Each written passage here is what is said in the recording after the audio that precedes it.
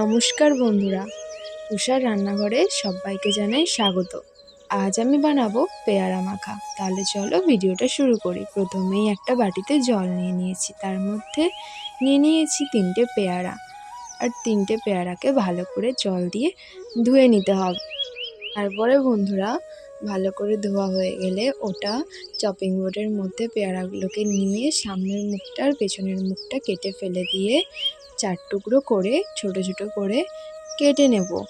কাটা হয়ে গেলে ওটা পেয়ারাগুলো একটা বাটির মধ্যে তুলে নেব।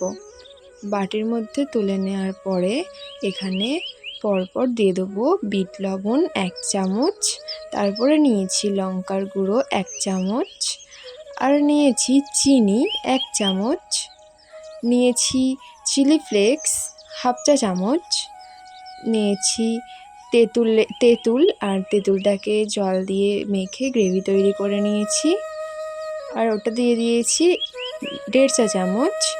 তারপরে এখানে দিয়েছি রেড চিলি সস, আর এটা তোমরা স্কিপ করতেও পারো, এটা দিলে কিন্তু টেস্টটা খুবই সুন্দর হয়। আর নিয়েছি চাট মশলা, এটা অবশ্যই দেওয়ার চেষ্টা করবে। আর এখানে নিয়েছি সর্ষে সস। দিয়ে সব কিছু উপকরণ ভালোভাবে মিশিয়ে নিতে হবে। ঢাকা দিয়ে আমি নাড়িয়ে চাড়িয়ে উপকরণগুলোকে ভালোভাবে মিশিয়ে নেব। তারপরে এবার দেখো বন্ধুরা, এটা খোলার পরে কতটা সুন্দর দেখতে হয়েছে।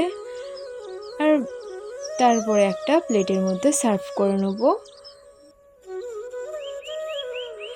ভালো লাগলে অবশ্যই চ্যানেলটাকে সাবস্ক্রাইব করবে, একটা লাইক করে দেবে অবশ্যই। আর যারা চ্যানেলটাকে সাবস্ক্রাইব করেছে তাদের অসংখ্য ধন্যবাদ। তাহলে চলো আজ এই পর্যন্ত, আবার দেখা হবে অন্য কোনো একটা ভিডিও নিয়ে। ততক্ষণ ভালো থেকো, সুস্থ থেকো।